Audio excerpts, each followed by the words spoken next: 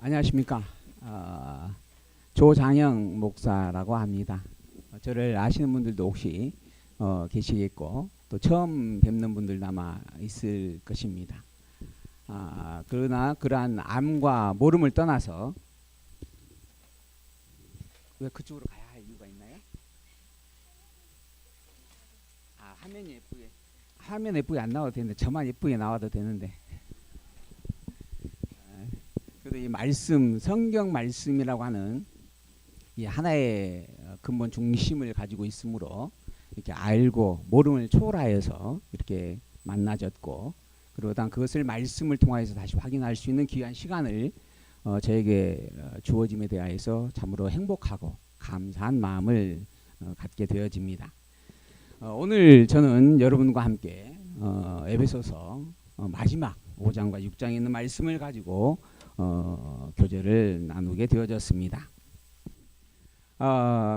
준비하는 과정 속에서 청년들의 찬양을 듣게 되어졌고, 우리 목사님의 작은 멘트들도 듣게 되어졌는데, 그 멘트 속에서 여유는 없지만 여유롭게 작품들을 좀 감상해 주십사 하는 말씀이 귀에 꽂혔어요. 여유가 없는데 여유롭게 봐달라. 이게 과연 무슨 말인가? 여러분 이해가 되십니까? 아마 그 마음속에는 그래도 그 땀 흘리고 애쓰고 수고하고 또한 깊은 믿음과 사랑의 의미들이 담겨 있으니 짬을 조금이라도 더 내서 한번 잘 살펴봐 주십사, 이런 의미로 하신 말씀으로 여겨집니다. 그러나 그 말 문장으로만 보아서는 여유가 없다라고 하는 전제와 여유롭게라고 하는 말은 사실은 함께 공존할 수가 없습니다. 얼마 전이 아니고 한 2년여 전에 코로나가 한참 유행을 할 때 저도 한 코로나를 2번 경험을 하게 되어졌습니다. 그 여파에는 모르지만 갑자기 어지러움을 통하여서 쓰러지게 되어졌고, 급하게 119로 한번 처음 제가 또 119라고 하는 차를 타봤던 기억이 있습니다. 그 뒤로 이제 계속 그 어지럼증이 해소가 안 되고 한 2년여 동안 고생을 좀 하고 있는데, 그래서 이제 어느 날 주일날 준비를 하고 강의를 시작하려고 하는데 증상이 발현이 되어졌습니다. 그러나 그럼에도 불구하고 또 저만 바라보고 모여드신 우리 황기만교회 성도님들의 그 초롱초롱한 예쁜 눈망울을 제가 외면할 수가 없어서 참고 올라갔죠. 그리고 난 다음에 시작할 때 우리 장로님께서 이야기하시더라고요. 나중에 이제 후에 올라가서 처음 나오는 목소리가 너무 깔아앉아 있고 탁해 있었다. 그 정도로 이제 컨디션이 좀 다운이 된 상황이었죠. 근데 강의를 끝나고 내려왔을 때 이제 하시는 이야기가, 올라가실 때는 그렇게 빌빌하고 가시더니 끝나고 내려올 때는 충전이 되어져서 내려오시더라.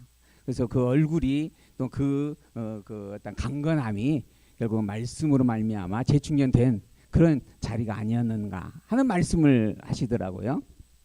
그만큼 이제 말씀에 제가 이제 깊이 심취되어서 함께 말씀을 교제로 나누었던 부분이다 생각이 되어졌습니다. 그러나 그럼에도 불구하고 또 내려와서 조금 지나니까 몸이 좀 가라앉아서 바로 이제 응급실을 그냥 직접 제 발로 찾아갔어요. 그러고 나서 이제 병원에 입원을 이제 해가지고 응급실이니까 모든 검사를 다 다시 해보잖아요. 그리고 난 다음에 입원을 해서 내과로 배정을 받아가지고 계속 이제 치료를 좀 어떻게 해서는 해보자라고 하는 부분에서 이제 수액을 맞으면서 치료를 받는데, 이 담당 의사 선생님께서 처음에는 이런 약 저런 약을 막 처방을 하시더라고요. 근데 그러한 약들을 처방을 받았는데 몸이 전혀 반응을 안 하고 깔아앉는 겁니다. 그리고 오히려 더 조금 회복되다가 또 그 약으로 인해서 다시 깔아앉고, 그래서 계속 매 시간마다 상담을 했죠. 그랬더니 그 담당 선생님께 하시는 이야기가 그렇게 처방된 약이 안 맞으면 그거는 안 맞는 겁니다. 끊어야 됩니다. 그리고 끊고 다른 약을 처방을 해주는 거예요. 그러다가 그것도 안 맞으니까 또 이야기를 드렸죠. 그랬더니 이 담당 의사가 아예 약 처방을 안 하는 거예요. 이 수액만 주시고.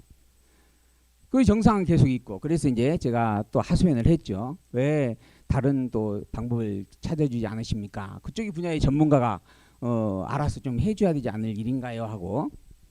그랬더니 그분께서 더 이상 저희 병원에서는 드릴 약이 없습니다. 그러더라고요. 그리고 이건 심리적인 것이 강할 것 같으니 참으셔야 됩니다. 하고. 그래서 그러면은 결국은 또 제가 다른 병원을 찾아야 되긴 되나 보네요. 했더니 그분께서 그런 부분이 있으시니 그래도 제가 또 한 가지 다른 약을 그러면 또 위안 삼아서 처방해 드릴게요. 그러고 나서 이제 또 약 하나가 처방이 되어졌어요. 근데 그 약을 먹었더니 어지러움증이 점점 가라앉는 겁니다. 그래서 이제 한 두어 번 그 약을 먹고 난 다음에 이제 의사 선생님이 이제 와서 이제 순찰을 할 때 또 이야기를 드렸죠. 이번 거는 제가 좀 효과를 보고 있습니다. 그때 그 의사 선생님이 하신 이야기가 지금 아주 생생합니다. 갑자기 뒤로 한 두어 걸음 물러서시더니 허허 하고 웃으시더라고요. 그러면서 하시는 이야기가 선생님이 이번에 처방해 드린 약은 요 귀 밑에 붙이는 멀미약 있죠? 그 멀미약의 효능과 같은 그 성질과 같은 약을 처방을 드린 겁니다.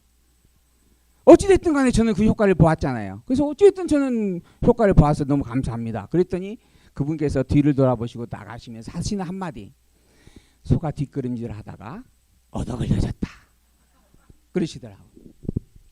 그 결국은 당신도 방법을 알지 못하고 그래서 이러한 방법 저러한 방법 많은 방법들을 동원해서 이래 보기도 하고 저래 보기도 했다라고 하는 것이죠.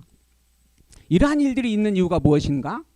그게 다 사람 각자 자기 개인의 시각을 가지고 자기 개인의 기준점 속에서 일들을 바라보기 때문에 있는 현상들입니다.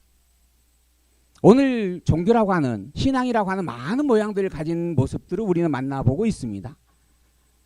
그 병원에서 마침 입원하면서 또 천주교 신자분하고 또 한 방을 쓰게 됐는데 그분이 가지고 있는 많은 책자들을 이제 제가 우연히 보게 되어서 시간을 이제 보내야 되니까. 근데 그곳에서도 신문으로 나온 기사 중에 하나가 저희는 우리 기독교 안에만 지금 이 이단의 어떤 도전들이 많이 있는 줄로만 그렇게 생각을 했는데 천주교 안에서도 지금 그런 일이 많이 일어나고 있답니다. 그래가지고 그 안에서 본당까지 들어와서 전단지를 뿌리고 이렇게 이단들이 전도 포교 활동을 한 일이 있어서 그 담당하시는 교주가 그 신부님이 그분들을 성도들과 함께 다 이렇게 밖으로 몰아냈다. 그런 내용이 신문에 실릴 상황이었다라고 하는 겁니다. 잘 안 되나요? 왜 나는 마이크를 안 채워주나 아까 그랬습니다. 하나 둘 잘 들리나요? 감사합니다. 그럼 이거 안 써도 되겠죠? 감사합니다. 그러한 모양들을 보면서 기독교라고 하는 뿐만 아니라 교회뿐만 아니라 천주교라고 하는 굉장히 보수적인 단체거든요. 그러나 그러한 천주교 안에서조차도 지금 이단 문제에 골머리를 앓고 있는 게 현실이다. 그걸 신문에 대서특필할 정도의 내용이 지금 현재의 모습들이다라고 하는 것을 제가 목격을 하게 되어졌죠. 그렇게 참으로 다양한 종교의 모양들을 우리는 만나보고 있습니다. 왜 그러한 모양의 다양한 종교적인 모습들을 우리가 경험할 수밖에 없는 일인가? 그 모든 것들의 출발점은 다 내가 기준이 되어져서 바라보는 성질이기 때문에 그런 겁니다. 우리는 이 성경을 하나님께서 우리에게 주신 계시의 말씀이다라고 이야기합니다. 그래서 진리다라고 우리는 선포를 하는 것이죠. 그 계시라고 하는 말의 의미는 내가 하나님을 찾는다, 내가 알고 내가 믿고 내가 정돈된 하나님이다라고 하는 의미가 아니라 하나님으로부터 내가 부여받았다는 게 하나님으로부터 나에게 계시되어져 증거되어진 말씀을 우리는 가졌다 이런 이야기예요. 그 근거를 우리에게 제시하고 있는 게 성경입니다. 성경은 그래서 우리는 하나님의 말씀으로 우리에게 주어진 계시서다 이렇게 이야기하는 거예요. 그리고 거기에 덧붙여서 오직 하나님 당신이 누구인가라고 하면서 알려주기 위하여 기록된 특별한 목적을 가진 말씀이다 라고 이야기하죠. 그래서 우리는 성경을 하나 덧붙여서 특별 계시서라고 이야기를 하는 겁니다. 특별 계시서라고 하는 이 성경이 진리일 수 있는 이유는 무엇인가? 내가 기준이 아니라 인간은 모두가 다 다양한 속성을 가지고 만들어진 존재입니다. 그래서 그 인간의 기준점을 두게 되어지면 아까 말씀드린 예처럼 어느 것이 정답이다라고 말할 수 없는 현실을 직면할 수밖에 없습니다. 곧 인간의 영역 안에서는 진리가 존재할 수 없다라고 하는 거예요. 진리라고 하는 말은, 진리라고 하는 부분을 전제하는 것은 오직 절대자이신 하나님으로 말미암아 주어진 말씀이다라고 하는 것이어야 합당한 부분인 거죠. 그 말씀을 우리는 가지고 있는 것이요, 그 말씀을 통하여서 우리는 믿음을 고백합니다. 이게 기독교 신앙의 출발점이고 또한 본질이고 바탕입니다. 근데 이 너무나 단순한 특별 계시서라고 선포되어져 있는 이 말씀을 가지고 있으면서도 많은 교회에 가르치는 이들이 성경을 하나님께서 계시한 말씀의 참 뜻과 의미를 분별해서 가르치기보다는 내가 보여지는 대로 성경의 그 내용 한 구절을 가지고 나의 현재 삶에 어떻게 적용하면 좋을 것인가라고 하는 윤리 도덕적 교훈적 관점으로 성경을 바라보고 있다라고 하는 겁니다. 그래서 이러한 다양한 설교들이 있고 다양한 모양의 신앙들이 존재하고 있다라고 하는 것이에요. 그래서 목사님들뿐만 아니라 가르치는 이들뿐만 아니라 성도님들끼리 모여가지고 이야기를 해보아도 그분이 믿고 말하는 하나님과 내가 믿고 말하는 하나님이 다른 경우들이 너무나 많습니다. 사실 기독교는 그럴 수가 없습니다. 내가 믿는 하나님이나 다른 이가 믿는 하나님이 같아야 되는 거예요. 같이 있어야 되는 겁니다. 그게 오직 성경으로 증거되어진 하나님을 믿는 신앙이기 때문에 그런 거예요. 신앙이어야 하기 때문에 그런 겁니다. 그런 의미에서 우리 언약성취자 성경신학의 이 말씀 운동이라고 하는 부분은 과연 그 하나님의 성경 말씀이 왜 진리인가, 그리고 정말 진리가 분명한가라고 하는 것을 너무나 분명하고 획기적으로 확증하였고 정돈하여서 검증까지 해가고 있는 신앙입니다. 그래서 우리 말씀 운동 성경신학은 너무나 축복된 일이고, 그리고 그 안에 여러분들이 머물러서 이 말씀을 상고하고 함께 교제로 나누고 있다라고 하는 이 일은 너무나 정말 행복한 일이고 진정한 참된 기쁨과 진정한 복을 누리고 있는 일이다. 저는 그렇게 분명하게 신앙으로 고백합니다. 그리고 여러분들도 아마 그러한 중심을 간직하고 있기 때문에 그 먼 여정을 마다하지 아니하고 오늘 이 자리에 1박 2일의 여정이 있음을 기억하고 이렇게 모여들지 않았나, 함께하고 있지 않았나라는 그러한 생각도 해보게 되어지죠. 제가 여러분을 바라보고 있는 이 생각이 혹시 틀렸나요? 다 그러한 마음으로 오셨죠? 자, 그렇다라고 한다면 과연 우리가 가지고 있는 성경은 왜 진리인가라고 하는 것, 그것을 이제 하나하나 직접 확인을 해보는 그러한 시간을 먼저 살펴보고 진행을 해 가겠습니다. 자, 성경은 구약 성경과 신약 성경으로 기록이 되어져 있습니다. 우리가 가지고 있는 성경을 우리는 66번으로 기록되어 있는 하나님의 말씀이다, 이렇게 확인하고 있죠. 구약 성경은 몇 번이에요? 39번으로 되어 있습니다. 신약 성경은 몇 번일까요? 27번으로 되어 있습니다. 그래서 이제 제가 교회 학교나 또 우리 예배 시간에도 우리 어르신들이 많아서 저희 교회는, 그래서 제가 간혹 한 번씩 묻죠. 구약과 신약 성경에 총 번수가 이렇게 되어져 있다라고 하는 부분, 그걸 혹시 잊어먹지 않기 위해서는 3927 그렇죠? 그래서 3927이라고 하는 부분을 해서 기억하시면 또한 쉽다라고 하는 부분을 해서 또한 이야기하기도 합니다. 이처럼 구약 성경은 39권으로 구성이 되어 있으며 구약 성경의 내용은 역사 성경에 대한 증거, 찬양의 증거, 선지서 예언의 증거의 말씀으로 기록되어져 있습니다. 그리고 신약 성경은 그러한 예수 그리스도에 대한 증거의 말씀을 가지고 있으며 또한 예수님께서 직접 증거하신 직접 사역의 증거의 말씀, 그리고 예수님께서 약속하신 약속대로 성령이 오셔서 그 성령께서 증거해 주신 증거의 사건에 대한 내용을 기록하고 있다. 그래서 복음서와 서신서라고 하는 부분으로 기록되어 있다고 하는 것을 우리는 확인을 하고 있는 부분들입니다. 그러한 부분의 말씀들 속에서 우리는 오늘 지금 에베소서를 가지고 여러분과 함께 교제를 나누게 되어졌습니다. 에베소서는 예수 그리스도께서 이 땅에 오셔서 당신이 그리스도였음을 직접 증거해 주신 복음서의 말씀에 이어서 그 교회가 어떻게 세워졌으며 왜 세워졌으며 무엇 때문에 세워져 있는가라고 하는 것에 대한 증거의 말씀을 기록해 주고 있는 내용의 한 본문입니다. 복음서는 하나님의 아들 되신 그분께서 직접 이 땅에 오셨다라고 하는 것을 선포합니다. 우리의 대속주로 오신 이가 예수님이다라고 하는 것을 확증해 주고 있습니다. 그분의 직임과 신분과 사역과 그분의 근본 본성을 통하여서 과연 예수님은 그리스도가 틀림없으며 그 예수님은 하나님이 보낸 하나님의 아들이시며 원래 근본적으로서는 하나님과 같은 하나님이시다라고 하는 것을 선포해주고 있는 말씀이죠. 구약에 기록되어 있는 역사 섭리로서 증거되어진 아브라함과 이삭과 야곱을 통하여 선포된 이스라엘의 역사 섭리, 또한 인류의 시조인 아담에게 선포되어진 3대 언약으로 세워진 역사의 섭리, 그러한 모든 역사 섭리에 대한 내용 속에 담겨져 있는 최고의 약속인 우리의 대속주 그리스도가 있는데, 그 그리스도가 이 땅에 오셨으며 오신 이가 예수님이다라고 하는 것을 너무 명확하게 그분의 신분을 통하여서, 그분의 직임을 통하여서, 또한 그분의 실제적 사역을 통하여서, 그리고 아예 그분의 본질을 통하여서 선포해주고 있다라고 하는 겁니다. 그로 말미암아 예수님이 그리스도인 것을 그 누구도 부정할 수 없습니다.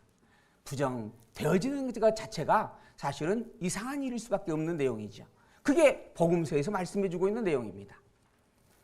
그리고 난 다음에 그런 그리스도 되신 예수님께서 당신의 그리스도 되시는 것에 대한 증거를 계속 확장시켜 나가는 섭리로 성령을 보내셔가지고 당신의 터 위에 당신의 백성들을 드러내게 되어집니다.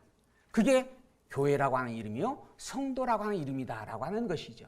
예수 그리스도가 바탕이요, 본질이요, 머릿돌이 되어주셔서, 또한 예수 그리스도가 그 머리요, 그 주가 되어주셔서 그의 몸의 지체로 삼은 자들, 그들이 이 세상에 존재하여 확증되어지는 섭리를 해가신다라고 하는 거죠. 그것이 곧 사도행전의 내용들입니다.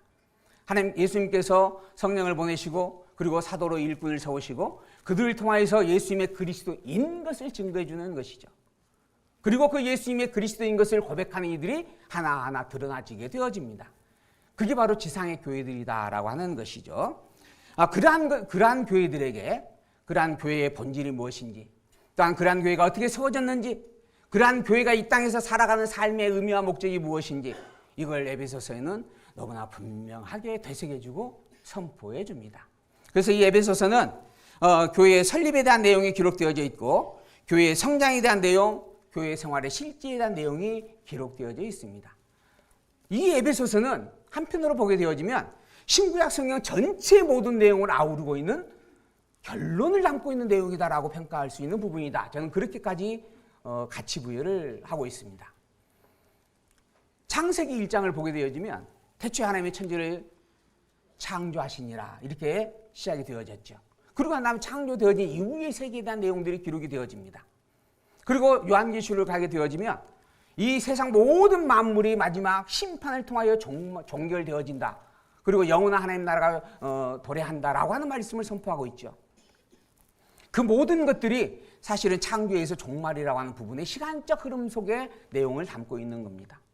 그런데 그것이 전부가 아니었습니다. 그것은 영원하신 하나님, 스스로 자존하시는 여호와 되신 그 하나님, 절대 진리이신 그 하나님이 당신의 존재하심과 당신의 속성의 영광을 우리로 하여금 드러내 알게 하는 경험의 교육장소로 만든 세계이다라고 선포하고 있죠. 그 세계 이전에 이미 영원하신 하나님의 존재하심이 있음을 성령이 확인해 주고 있다라고 하는 겁니다. 그 영원하신 섭리에 대한 증거를 기록하고 있는 말씀이 바로 에베소서에 담겨 있습니다. 그래서 에베소서에는 창세 전 작정과 예정이라고 하는 말씀이 함께하고 있는 거예요. 그러니까 어떻게 보면 창세기까지 아우르고 있는 것이요, 요한계시록까지도 다 이미 포괄하고 있는 내용을 담고 있는 부분이다라고 하는 거죠. 그러한 모든 창세기에서 요한계시록까지, 또는 이 세상이 창조되어지고 난 이후에 이 세상이 종말을 맞이하기까지의 인류의 모든 역사의 섭리가 무엇 때문에 필요한 것이고 왜 존재하게 되어지는 것인가라고 하는 것을 담고 있는 결론이 에베소서에 담겨 있다라고 하는 겁니다. 그런데 그 에베소서의 내용이 출발을 보게 되어지면 교회가 무엇인가 라고 하는 것으로 시작을 합니다. 그러니까 교회의 존재성, 그리고 교회의 정체성, 교회의 가치성을 증거해주고 있는 내용의 말씀이다라고 하는 것이죠. 그 진리의 말씀들을 통하여서 우리가 현재 교회와 성도로 있는 우리가 이 세상에서 살아가야 할 이유와 목적, 그리고 살아가는 참된 의미와 가치, 이것을 명확하게 증거하고 세워주고 그것을 굳게 하여서 그것을 영원히 간직하고 살게 하는 증거의 말씀으로 에베소서가 우리에게 함께하고 있는 말씀이다라고 하는 겁니다. 그 내용의 부분을 우리는 교회를 세우신 하나님이 교회를 양육하고 교회를 무장하고 교회로 하여금 진리를 지키게 하고 그리고 교회로 하여금 최후의 승리를 얻게 한다라고 하는 증거의 말씀들 가운데 교회를 무장케 하는 섭리의 내용에 담겨 있다. 이렇게 이제 단락으로는 구분을 하고 있죠. 에베소서를 시작해 봅니다.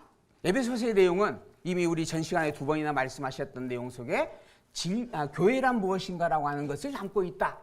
라고 하는 증거의 말씀이 기록이 되어졌죠. 먼저 진리가 무엇인가 그리고 교회가 어떤 존재인가라고 하는 것을 증거해 주는 말씀의 내용입니다. 첫 번째 진리란 무엇인가 라고 하는 것부터 우리가 확인을 해봐야 되겠죠. 진리라고 하는 것 그것은 복음을 가리킵니다. 곧 예수님의 그리스도이십니다라고 하는 증거의 말씀 그리고 하나님의 여호와이심을 선포하는 말씀 이게 복음이다라고 하는 것이죠. 요한복음 8장 32절 내용을 보게 되어지면 진리를 알지니 진리가 너희를 자유케 하리라 라고 기록하고 있습니다. 진리를 알게 되어지면 진리가 우리에게 진정한 참된 자유를 주게 된다라고 하는 것이에요. 그러니까 진리를 안다라고 하는 것은 우리가 진정한 참 자유를 누리는 데 있어서 출발점이고 반드시 필요한 본질이다라고 이야기할 수 있는 부분이 되는 거죠. 우리에게 진리라고 하는 것이 무엇인가? 그 전제는 하나님의 말씀이 성경이다라고 이야기합니다. 성경을 통하여서 진리를 가름할 수 있게 되어지고 진리를 분별하고 확인할 수 있게 되는 것이다라고 하는 겁니다. 그에 대하여서 이제 예수님께서 한마디 더 합니다. 요한복음 5장 38절 너희가 성경에서 영생을 얻는 줄 생각하고 성경을 상고하거니와 이 성경이 곧 내게 대하여 증거하는 것이로다. 자, 성경이 진리로 우리에게 주어진 말씀인데 과연 성경은 무엇을 기록하고 있느냐? 성경을 보는 사람들이 성경을 보는 이유가 있었습니다. 바로 구원과 영생을 살펴보기 위한 일이었다. 그러니까 구원과 영생에 대한 내용을 담고 있는 게 성경이다. 이렇게 이야기할 수 있는 것이에요. 그런데 그것은 사실은 본질이 아니다라고 하는 겁니다. 우리가 성경을 통하여서 영생을 얻는 줄 생각하고 성경을 보는 부분들이 있는데 사실 이 성경은 내가 예수님이 그리스도라고 하는 것, 즉 내게 대하여 증거하고 있는 말씀이다라고 이야기하고 있는 거예요. 그러니까는 우리가 영생을 얻는 방법을 찾기 위하여 성경을 보는 것이 본질이 아니라 그러한 영생을 기록하고 있는 말씀의 중심 또한 영생을 가르치는 말씀의 핵심 그게 곧 예수 그리스도이신데 그런 예수님의 그리스도 되심을 증거하고 있는 말씀이 성경이다라고 하는 겁니다. 그래서 예수님의 그리스도이심을 믿고 고백하고 확증하는 신앙을 갖게 되어지면 곧 영생과 구원을 누리게 되는 일이다라고 하는 것이죠. 그러니까 우리가 성경을 보는 관점입니다.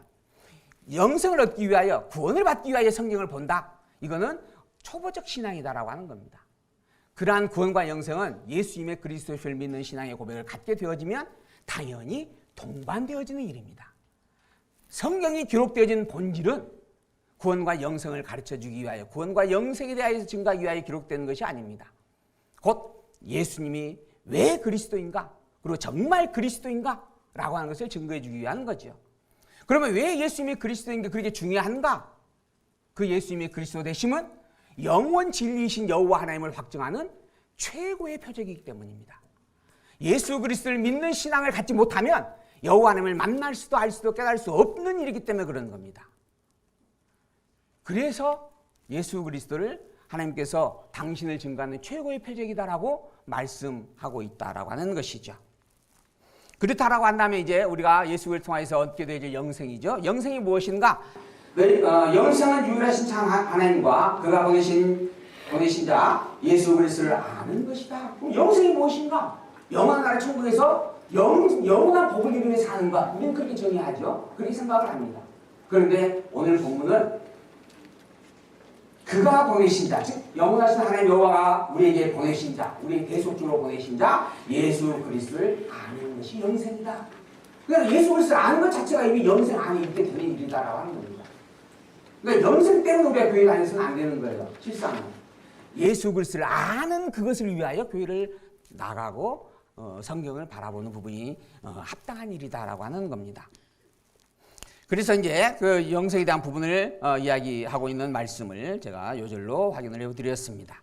더불어 하나님께서 보내신 일을 믿는 것, 이게 하나님의 일이다라고 하는 요절도 우리는 성경에서 찾아볼 수가 있습니다.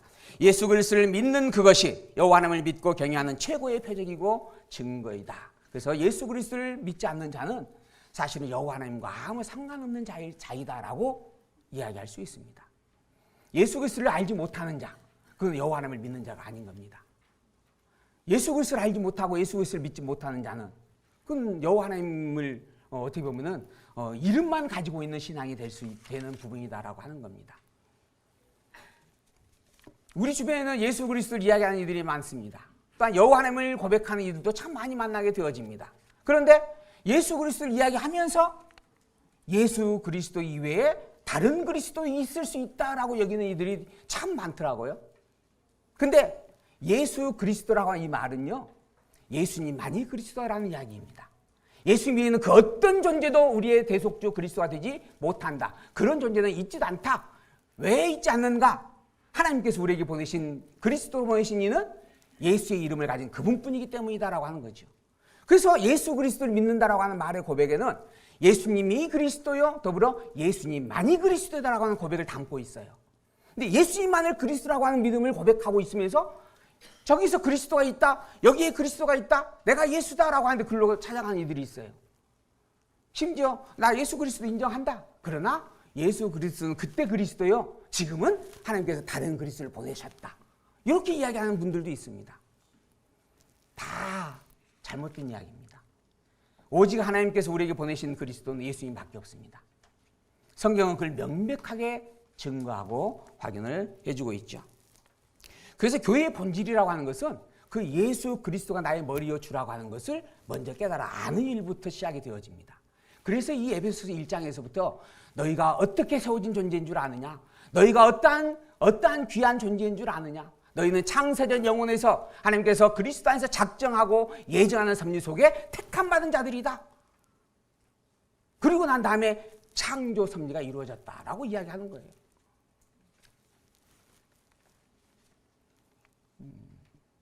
결론, 진리란 예수의 그리스도의 심과 여호와 하나님을 시인하고 경외하는 것이요, 그리고 교회의 성도는 이 복음 진리를 가진 자를 가리킨다라고 하는 것, 그러한 부분을 우리가 교회라고 하는 진리에 대한 부분에서 정돈해 볼 수 있습니다. 이어서 교회란 무엇인가, 교회란 어떠한 존재인가, 방금 드린 말씀 속에서 그 교회의 정체성에 대한 이야기를 제가 몇 가지 해드렸습니다. 성부 하나님이 창세전 예정하신 존재이고, 성자 하나님 즉 예수 그리스도께서 직접 오셔서 구속해 주신 존재이고, 성령 하나님께서 가르쳐 주시고 인쳐 주신 자이다 라고 에베소서는 선포를 하고 있습니다. 오직 하나님의 절대적 은혜로 세워진 자입니다. 피조세계에 만물이 존재하기 이전에 하나님께서 택자로 예정함을 받은 자이고, 흙으로 창조된 모든 만물 가운데서 유일하게 하나님의 생명의 이론을 더하여 가진 자입니다. 타락하여 죄 가운데 있을 때 영원한 하나님이신 독생자들이 직접 이 땅에 오셔서 구속해 주심으로 말미암아 하나님의 사랑을 확증받은 자, 그게 교회이고 성도다. 그리고 성령 하나님이 직접 인도하고 항상 영원히 함께 하는 존재, 그로 말미암아 어떠한 존재도 하나님과 그리스도 예수에게서 우리를 끊어낼 수 없는 존재, 그게 교회이고 성도다 라고 하는 겁니다. 그래서 속된 말로 그런 이야기가 있어요. 택자로 확정을 받은 자는 지옥 가고 싶어도 갈 수 없다. 절대 가게 내버려두지 않으신다 하는 겁니다. 왜 그러는가? 이것을 정하신 이의 이름이 여호와이기 때문입니다. 그 여호와의 이름은 스스로 자존하시는 영원자이십니다. 절대 진리이셔요. 그래서 한 번 정한 것은, 한 번 언약으로 선포한 것은 어떠한 일이 있어도 변개될 수가 없습니다. 그래서 그분을 우리는 전능자요, 주권자요, 영원불변의 신실한 자라고 찬양을 하는 거예요. 그 찬양이 바로 시가서의 내용들입니다. 하나님은 전능자이십니다. 하나님은 절대 주권자요, 영원불변의 신실자이십니다. 그런데 그런 하나님이 나를 어찌하여 이렇게 사랑해 주십니까? 그러니 나는 참으로 행복한 자입니다. 참으로 소중한 자입니다. 그렇게 이야기하고 있는 게 찬양의 고백들이다라고 하는 것이죠. 그렇다고 한다면 하나님은 왜 교회를 절대 주권과 은혜로 세워가고 있는 것인가? 질문해 볼 수 있잖아요. 그것은 성경은 이렇게 증거합니다. 오직 이스라엘의 여호와로 증거되어진 그 하나님, 예수 그리스도, 당신의 하나밖에 없는 독생자 아들을 우리 대속주로 보내주신 그 하나님, 그분만이 진정한 참 하나님이요 유일한 하나님인 것을 깨달아 알아서 오직 그분만을 하나님으로 찬양하게 하기 위함이다. 예수 그리스도를 믿음의 고백으로 간직하고 우리의 머리요 중심을 늘 고백하고 그를 힘입어 무엇을 하든지 말이나 일이나 예수의 이름으로 행하면서 여호와인 하나님을 찬양하게 하려고 행하신 섭리였다. 그래서 이 피조 세계가 창조된 것이고 만물이 존재하는 것이고 오늘 우리가 살아가고 있는 겁니다. 우리의 구원은 내 의지와 노력의 행위로 인한 것이 아닙니다. 본래 하나님의 창세전 택함 받은 자로서의 그 근본된 본분을 회복하고 있는 일이다라고 말할 수도 있습니다. 그것도 내가 아니라 하나님의 직접 대속주로 이 땅에 오셔서 우리를 사망 가운데 생명으로 옮겨주신 일이었다. 그러니 그리스도 예수와 여호와 하나님을 향한 온 마음과 뜻과 힘을 다해서 충성하고 순종함이 교회와 성도로서는 마땅한 일이다. 이게 사실 이 에베소서의 내용의 결론이다라고 할 수 있을 부분들입니다. 그 구체적인 행동의 내용을 이제 제가 맡아서 5장과 6장에 있는 내용으로 여러분과 함께 나누게 되어지는 것입니다. 이제 에베소서 본문에 대한 정돈을 간단하게 살펴보겠습니다. 에베소서 교회의 무장으로서의 증거하는 말씀이요 교회의 진리를 통한 무장의 섭리를 기록하고 있다. 그 내용 속에서 교회에 대한 설립에 대한 근거, 어떻게 세워졌는가라고 하는 것, 교회 설립의 기초, 성부 하나님의 장세전에 예정하심을 따라 성자 하나님이 직접 이 땅에 오셔서 구속해 주시고 성령 하나님께서 인쳐 주심으로 말미암아 세워진 게 교회요 성도이다. 그러므로 교회와 성도의 머리는 그리스도이시며 성도는 그러한 그리스도의 몸된 지체이다 라고 하는 것이죠. 그게 교회의 존재성입니다. 그게 교회의 가치성이에요. 나는 어떤 존재인가? 사실 나라고 하는 존재가 아니에요. 이미 내 안에 계시는 그리스도의 생명으로 말미암아 머리인 그리스도의 몸의 지체로 살아가고 있는 자입니다. 그러니 내 생각이 자꾸 끄집어진다라고 하는 것은 머리인 그리스도와 현재 싸우고 있는 것이 돼요. 온전히 머리인 그리스도 앞에 나서지 못하고 있는 부분이 되는 겁니다. 그걸 아까 우리 목사님께서는 어린 자다 이렇게 이야기합니다. 어린 자, 지혜롭지 못한 자. 그러한 교회가 어떻게 세워졌는가? 실제 죽었던 자를 살려주셨다. 그리고 이방인의 터 위에 세워줌을 받았다라고 하는 말씀 우리가 또 앞부분에서 살펴보았죠. 그런 교회가 이제 성장합니다. 어떻게 성장되어지는가? 사도를 세워 성장하게 하셨고 사도를 통해서 복음의 교회의 비밀을 가르쳤고 또한 사도들을 통한 기도와 간구 속에서 세워진 게 교회이다. 그리고 성령 하나님이 오셔서 그 교회를 하나 되게 하신다. 그리고 각각의 합당한 은사를 주셔서 질서와 협력을 이루어가게 하셨다. 이게 우리 앞에 계신 두 목사님께서 요약해 주신 말씀의 내용입니다. 이 내용까지 하니까 벌써 시간이 많이 갔네요. 제 건 언제 해야 될지 모르겠습니다. 자, 이제 제 거에 대한 내용을 정리를 해봅니다. 이미 다 말씀드렸으니까 이제 간단하게 살펴갑니다. 교회란 이런 존재가 교회인데 그런 교회와 성도의 생활은 어떠한 모양이어야 하는가? 이런 내용이 5장과 6장에 기록되어지는 말씀입니다. 신약교회의 생활에 대한 말씀 4장 17절부터 이어지는 말씀이에요. 먼저 신앙생활 그리고 신앙생활에 대한 공고의 말씀이 있죠. 새 사람이다 선포합니다. 교회는 새 사람을 입은 자다라고 하는 거예요. 그리고 하나님의 자녀된 자다라고 하는 겁니다. 그리고 너희들은 지혜자다 이렇게 선포하고 있는 말씀입니다. 그러므로 말미암아 바꿔 말하면 너희는 새 사람을 입어라. 또한 이분으로 새 사람으로서 존재하기에 마땅한 자이다.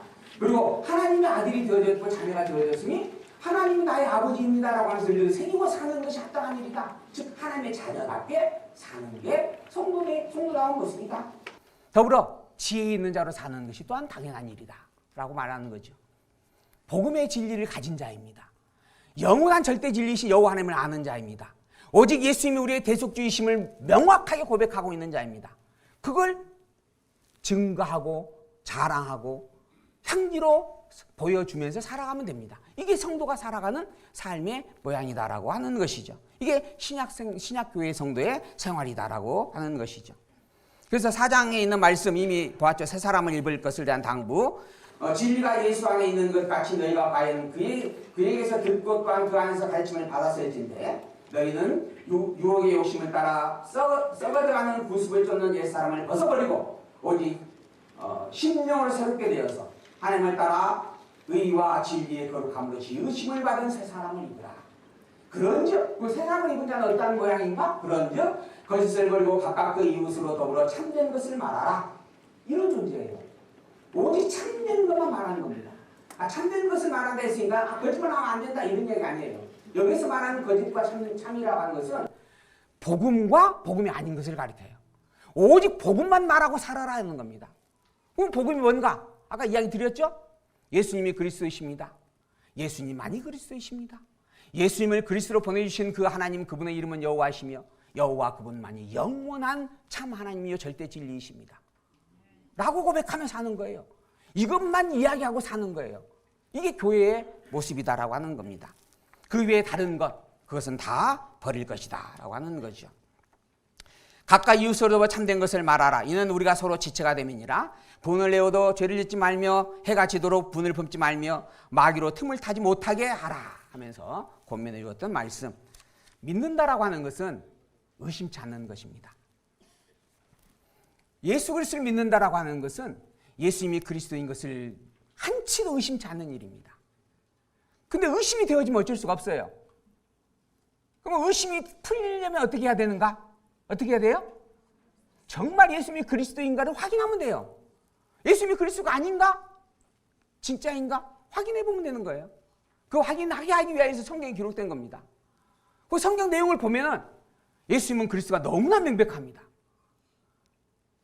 아브라함과 다윗의 자손이 오신다라고 약속을 했는데 아브라함과 다윗의 자손이 오셨어요. 그게 마태복음 1장 1절입니다. 아브라함과 다윗의 자손 예수 그리스도의 세계라. 마가복음 1장 1절은 뭔지 아세요? 하나님의 아들 예수 그리스도에 대한 이야기를 말하겠다라고 하는 겁니다. 하나님의 아들이시다. 하나님의 권능을 가지셨다. 그래서 마가복음의 특징이 표적과 기적이다라고 이야기해요. 마가복음의 모든 내용들을 분석을 해보면 다른 것보다 훨씬 분명하게 예수님께서 행하신 표적적 사건을 강조하여 기록이 되어집니다. 왜 그러는가? 그 일을 행할 자는 하나님의 능력을 가진 자인데 그런데 예수님이 그 능력을 행하고 있어요. 그러니 예수님은 하나님이 틀림없다. 하나님의 아들이 분명하다라고 하는 겁니다. 그리고 그게 거짓이 아닙니다. 실제 역사적 사실 속에서 있었던 이야기다라고 하는 거죠. 그게 누가복음 이야기입니다. 그리고 난 다음에 제가 우리 교회에서 늘 하는 이야기지만 듣든지 말든지 이제 더 이상 할 말 없습니다. 예수님은 그리스도와 틀림없습니다. 그는 본래 하나님이십니다. 여러분 이제 듣든 말든 더 이상 구차한 설명 안 하겠습니다. 라고 선포하는 게 요한복음이에요. 그게 요한복음이에요. 예수님은 그리스도와 틀림없습니다. 그래서 저는 예수님이 그리스도이심을 믿습니다. 여러분도 예수님만이 그리스도이심을 믿으시죠? 이미 천국 백성입니다. 자, 그런 의미에서 믿음이라고 하는 것은 의심치 않는 일이다. 근데 의심이 되어지니까 예수 그리스도가 말을 하고 있는 곳에 있다가도 다른 곳을 가는 거예요. 저기에 그리스도가 있지 않을까? 그래서 많은 젊은이들이 특히 신천지에 많이 빠지고 있다라고 이야기하잖아요. 그만큼 그 영적 갈망함이 있는 겁니다. 그 일에 우리가 너무나 소중한 사명을 가졌어요. 그들이 찾고 있는 그 진리의 보고를 우리는 확정적으로 가지고 있잖아요. 이제 이야기해 줘야 됩니다. 자랑하고 증거하며 살아야 돼요. 그게 그리스도의 향기를 풍기며 사는 성도의 모습입니다. 뭐라고 살아요? 예수님이 그리스도인데 그것은 예수님만이 그리스도란 뜻이야. 그리고 예수님이 그리스도로 이 땅에 오셔서 당신이 그리스도의 것을 너무 명확하게 증거하신 이유와 목적은 오직 여호와만을 하나님으로 기억하고 찬양하고 살라고 하신 것이었다 라고 가르쳐주는 겁니다. 그것을 입으로만 가르칠 것이 아니라 우리의 삶의 모양 속에서 우리의 행동 하나하나 속에서 드러내며 사는 거예요. 그게 자랑하며 사는 일입니다. 다른 거 자랑하시면 헛소리일 수 있습니다. 진정한 참된 자랑은 예수의 그리스도이신 그리고 예수 그리스도를 통하여 확증되어진 나의 하나님인 여호와를 고백하고 사는 것입니다. 그런 줄 믿습니다. 자, 이제 5장 1절. 그러므로 너희는 교회답게 혹시 제가 몇 시에 끝나야 되나요? 네? 40분이면 되죠? 아주 여유가 조금 있습니다. 왜냐하면 앞에 분들이 이렇게 준비한 것이 너무나 많다 보니까 뒤에 가니까 오토바이를 다루시더라고요. 근데 그 오토바이를 달고 하시는 말씀이 제가 지금 평상시 하는 말씀보다 그도 더 차분하더라고요. 근데 제가 오토바이를 달게 되어지면 이제 큰일 납니다. 그래서 제가 확인을 해본 거고요.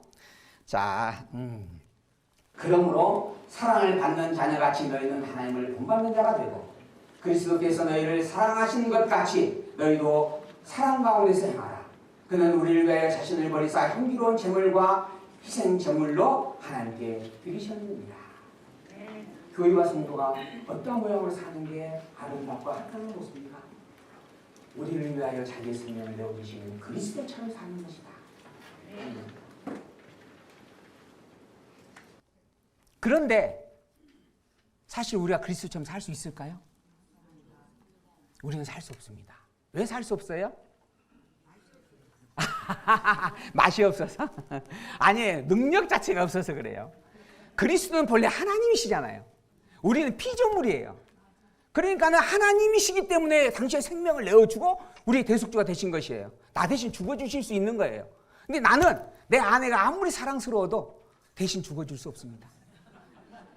여러분 혹시 죽어주실 수 있는 분 있어요? 나는 그만큼 사랑한다. 우리 교회 장로님 혹시 어쩔지 몰라. 제가 보기엔 너무 다정다감하셔서. 근데 쉽지 않은, 불가능할 겁니다. 왜 그러는가? 그리스도와 우리는 본질적으로 다른 존재이기 때문입니다. 그분은 본래 하나님이신 것이요, 우리는 그분으로 만들어진 피조물입니다. 그러니까 우리가 행할 수 있는 것은 그리스도처럼 그리스도를 닮아 그리스도를 본받아 행하는 척 할 수는 있다는 거죠. 그게 우리의 모습입니다. 언젠가 제가 처음에 이 말씀을 듣고 공부할 때 박 목사님을 누가 찾아왔대요. 신혼부가 찾아와가지고 신혼여행을 갔다 오자마자 상담을 요청했답니다. 그리고서 물었대요. 목사님, 남편이 먼저 아내를 사랑해줘야 되나요? 아내가 먼저 남편에게 순종을 해야 되나요? 들어보셨죠? 오래되신 분들은 아마 다 들어보신 기억이 있을 겁니다. 누가 먼저 해야 돼요? 자, 이제 그것이 성경 본문에 답으로 기록되어져 있습니다. 볼까요? 자, 일단 먼저 하나님께 드리셨느니라 하면서 5장 3절, 음행과 온갖 더러운 것과 탐욕은 너희 중에서 그 이름조차도 부르지 말라. 이는 성도에게 마땅한 아니라. 뭐죠? 온갖 더러운 것과 탐욕, 다른 말로 하면 비진리예요. 비진리는 성도가 우리의 입에 담을 수 없는 이야기다라고 하는 겁니다. 절대 그러한 이야기는 부르지도 말라라고 하는 겁니다. 누추함과 어리석은 말이나 희롱의 말이 마땅치 아니하니 오히려 감사하는 말을 하라. 그렇게 하는 그 감사의 말을 담고 사는 게 성도다운 모습이다라고 하는 이야기예요. 그럼 여기 감사라고 하는 말은 뭔가? 이래도 감사, 저래도 감사, 누가 날 때려도 감사, 넘어져도 감사, 그러라는 것인가요? 전제가 있어요. 여호와인 하나님과 그리스도 예수에 대한 신앙의 고백을 붙잡고 그것을 증거하며 사는 거예요. 그게 감사예요. 그것을 이야기하고 사는 게 감사를 나누는 일입니다.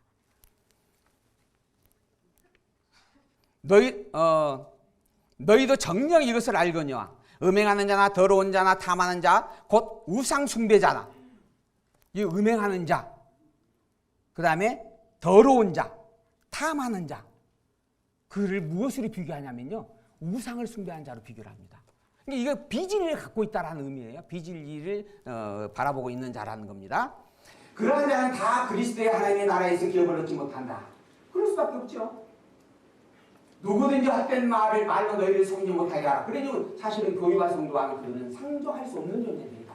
그러니 용납하지 말라. 교회에서 그러한 이야기를 아예 꺼낼 수 없도록 하라라고 하는 겁니다. 누구든지 헛된 말로 너희를 속이지 못하게 하라. 이로 말미암아 하나님의 진노가 불순종의 아들들에게 임하나니 그러므로 그들과 함께하는 자가 되지 말라.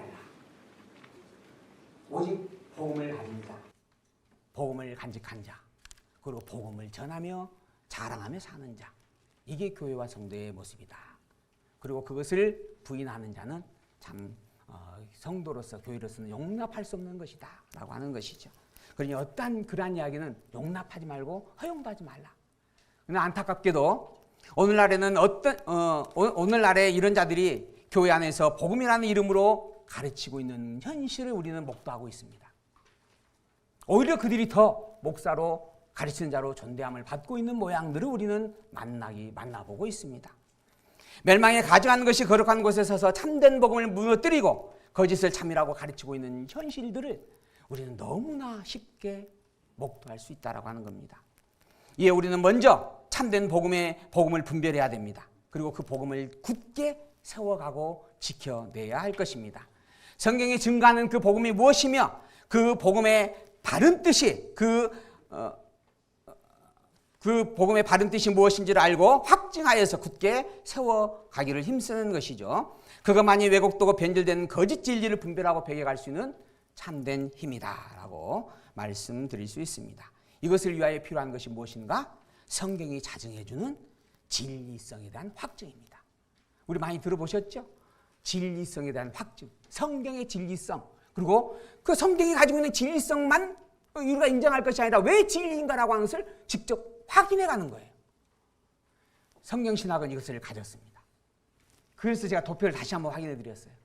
성경신학의 기본적인 도표, 성경은 하나님의 계시 말씀입니다. 영원하신 여호와를 증거하는 특별 계시서예요. 구약성경과 신약성경으로 나누어져 있습니다. 구약성경의 주제는 하나님은 여호와이십니다. 이스라엘의 하나님으로 증거되어진 그분의 이름은 여호와입니다. 그래서 내가 너희를 애굽 땅 종들에서 저했던 것을 이끌어낸 여호와니라. 내가 너희를 광야 길을 건너게 했던 여호와니라. 내가 너희와 함께하여 홍해길을 갈라주었던 여호와니라. 끊임없이 여호와의 이름이 반복되어지고 있는 게 구약성경의 내용이죠. 그래서 주제가 이스라엘의 하나님은 여호와이시다. 신약성경의 주제는 예수님이 그리스도이시다라고 하는 것에 대한 증거의 내용이에요. 그러면 여호와 하나님과 그리스도 예수님에 대한 증거 내용이 어떻게 하나일 수 있는가? 여호와 하나님이 구약성경의 내용을 통하여 약속으로 선포한 말씀 속에는 실체적 언약인 그리스도가 담겨 있다라고 하는 거죠. 그 실체적 언약인 그리스도, 그래서 그 그리스도에 대한 약속을 아담으로부터 시작을 하는 거예요. 그리고 난 다음에 첫 아담과 둘째 아담 예수 그리스도로 성경이 증거하잖아요. 구약 성경에 기록된 모든 내용 속에는 그리스도가 본질로 담겨 있다라고 하는 약속입니다. 그리고 그 약속된 그리스도가 실제 오셨어요. 근데 그 누구인가? 예수님이에요. 그래서 예수님이 그리스도다라고 하는 것을 증거하고 있는 게 신약 성경이에요. 그로 말미암아 당신의 하나밖에만 아들을 그리스도로 약속하고 약속한 대로 보내신 그 하나님은 전능자요, 주권자요, 영원불변의 신실하신 자, 곧 여호와가 틀림없는 것이다. 그래서 영원하신 여호와 하나님, 그리스도 예수를 통하여 증거하고 확증되어진 오직 그리스도 예수만을 통하여 하나님 앞에 나오게 하신 절대로 지혜 되신 그분이 여호와시다 라고 하는 증거의 말씀, 이 성경입니다. 우리는 이 권력을 너무 명확하게 가지고 있어요. 너희가 전에는 어둠이더니 이제는 주 안에서 빛이라. 빛의 자녀처럼 행하라. 빛의 열매는 모든 착함과 의로움과 진실함에 있느니라. 주를 기쁘시게 할 것이 무엇인가 시험하여보라. 너희는 열매 없는 어둠에 참여하지 말고 도리어 책망하라. 그들의 은밀히 행하는 것들은 말하기도 부끄러운 것들이라. 그러나 책망을 받는 모든 것은 빛으로 말미암아 드러나나니 드러나는 것마다 빛이니라. 그러므로 이르시기를 잠자는 자여 깨어서 죽은 자들 가운데서 일어나라. 그리스도께서 너희에게 비추이시느니라. 우리는 빛의 자녀잖아요. 빛 안에 있는 자가 어둠이 틈탈 수 없다라고 하는 거예요. 근데 어둠이 자꾸 틈을 타요. 왜 그럴까요? 지상교회. 이미 빛의 자녀임이 틀림없는데 예수 그리스도가 나의 머리로 주로 계신데 영원한 전능자의 절대 주권자 하나님이 나의 하나님으로 계신데 왜 내가 자꾸 시련을 당하고 곤고함을 당하고 또한 사단의 유혹 속에 넘어지고 있는가? 안타깝지만 천상교회가 아니라 지상의 교회이기 때문에 그래요. 아직 유한한 존재이기 때문에 그런 겁니다. 유한한 몸을 입고 있는 존재이기 때문에 그런 거예요. 그래서 더더욱 우리가 경건함으로 겸손함으로 하나님의 말씀을 되새기고 붙잡고 그것을 의지하고 살게 힘써야 마땅한 거예요. 이걸 해야 되느냐 저걸 말해야 되느냐라고 하는 갈등 속에서 우리는 선택의 기로에 항상 서게 되어집니다. 그때 이것을 할 수 있다 또는 이것은 안 하겠다라고 결단을 내릴 수 있죠. 무엇을 근거로 그런 결단을 내릴 수 있는가, 내려야 되는가? 일반 사람들은 돈이나 명예나 성공을 기준으로 놓고 그걸 선택합니다. 그러나 교회된 자요 성도된 자는 어느 것이 하나님의 선한 뜻에 합당한가? 어느 것이 내 머리와 주가 되신 예수 그리스도의 뜻에 합당한가? 이걸 기준으로 선택을 하는 거예요. 그렇게 사는 게 교회예요. 성도의 아름다운 모습이고 참된 가치다라고 말씀을 드리고 있는 겁니다. 그래서 주를 기쁘시게 할 것이 무엇인가? 시험하여 보라라고 말씀을 한 거예요. 자, 그리고 이어서 지혜자답게 살아야 된다라고 말씀을 합니다. 지혜란 무엇인가? 욥이 이야기하죠.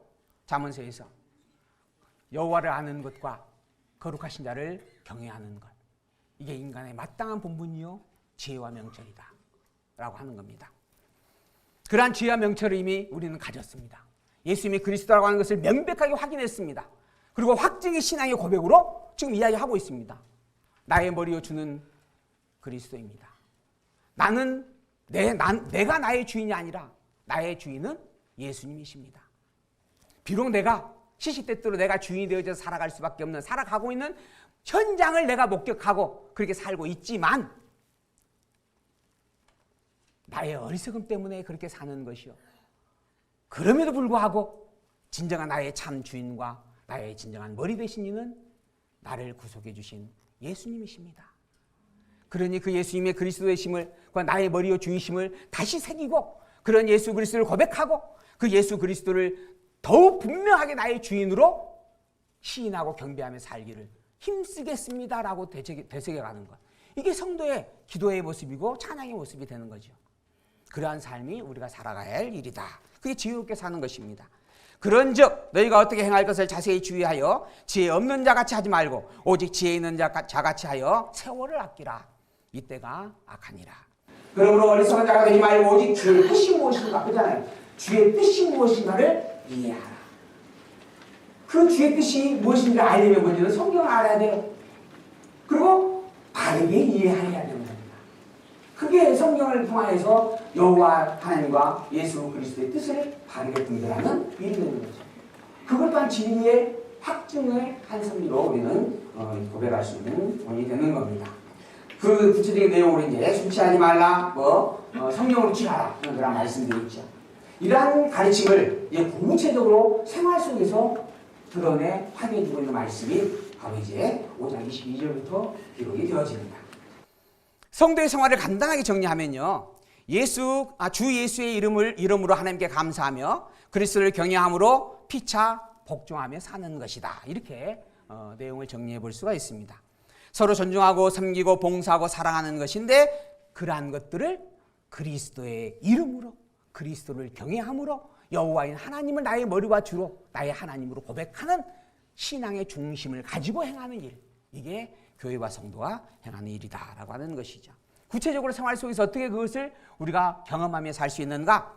아내된 자는 주께 하듯 남편에게 순종하고, 남편은 주가 하듯 아내를 사랑하며 사는 것이다.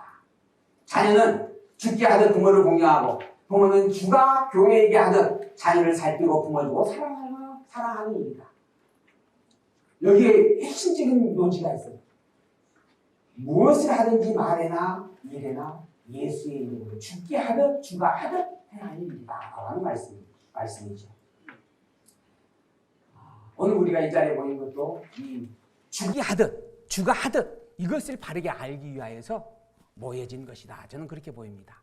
그래서 성경을 보고 성경에서 증거하고 있는 주가 한 일이 무엇인가, 그리고 주께서 행하신 일이 무엇인가, 주께 하듯 하는 일의 섭리가 어떠한 것인가라고 하는 것을 배워가는 부분들이죠. 그게 이제 신앙과 생활의 모습입니다. 그래서 신앙이냐 생활이냐, 저희 교회 성도님들이 그래요. 목사님의 말씀을 듣게 되어지면 너무나 감동이 와요. 그래서 너무나 행복해요. 그런데 문 열고 나가서 계단 한 발짝만 내리면 다 잊어먹어요. 그러더라고요. 그래서 신앙과 생활이 괴리가 됐다라고 하는 거죠. 그러나 생활은 곧 신앙의 증거의 삶입니다. 생활과 신앙이 아니에요. 내가 가지고 있는 신앙의 본질을 드러내며 사는 게 생활입니다. 그것이 성도다운 삶을 살아가는 비법이에요. 내 안에, 바꿔 말하면 내가 행하는 현재의 모양은 내 안에 있는 신앙의 분량을 증거하고 있는 일이에요. 그러니까 내 모양을 보고 요 정도 모양이네? 그러면 내가 부끄러울 수밖에 없는 거죠. 그러한 삶의 모양이 신앙과 생활의 관계성이다라고 하는 부분입니다. 그걸 구체적으로 알아먹기 어렵게 설명이 될까봐 직접 확인시켜 주는 거예요. 남편은 이렇게 해야 된다. 아내는 저렇게. 참 그 성경이 자상합니다. 그래서 정말 구체적으로 알아먹을 수 있도록 설명을 해주고 있는 부분들이에요. 다시 한번 말씀을 드립니다. 우리가 사는 모든 삶의 영역은 신앙생활에 고백하는 현장이다. 우리에게 있는 모든 일들은 믿음 아니면 죄라고 하는 부분 속에서 규명될 수 있는, 나누어질 수 있는 성질을 가졌다. 그래서 로마서에서 이야기했나요? 믿음으로 행치 아니하는 모든 것은 죄니라. 그러니까 결국은 믿음이냐 죄냐라고 하는 부분으로 나뉘는. 근데 성도는 이미 믿음 안에 있는 자잖아요. 그러니까는 믿음의 행위로서의 합당하냐 아니면 미흡하냐 이렇게 이제 나누는 거예요. 그게 죄냐 아니냐라고 하는 문제가 아니라 믿음의 분량이 어떤 분량이냐 이렇게 이제 나와지는 부분이죠. 너 성도라고 하면서 왜 죄를 짓느냐? 사실 요거는 성도에게는 규정되기 어려운 부분입니다. 이미 성도는 죄에서 해방받은 자잖아요. 해방받았다고 죄가 없다라는 이야기 아니에요. 범죄 속에서 함께 살아가고 있는 거죠. 다만 그걸 죄로 정죄하여서 지옥까지 않는다는 이야기예요. 그래서 미흡하다, 어리다. 그럼 어린 성도와 성숙한 성도, 그러한 관계에 대한 부분으로 성경은 이야기할 수밖에 없죠. 그래서 이제 이야기해 주는 겁니다. 아내가 먼저 순종할 것이냐, 남편이 먼저 사랑해야 되는 것이냐. 자, 볼까요? 아내들이요. 여기는 아내가 먼저 나오네요. 그래서 요거 가지고 아내가 먼저 사랑, 순종을 해야 됩니다. 이렇게 이야기하는 부분들이 있어요. 그러나 이제 내용을 봅니다. 아내들이여 자기 남편에게 복종하기를 주께 하듯 하라. 그냥 남편에게 복종해야 된다라고 하는 말이 전제가 그 바탕이 아니에요. 근본이 아닙니다.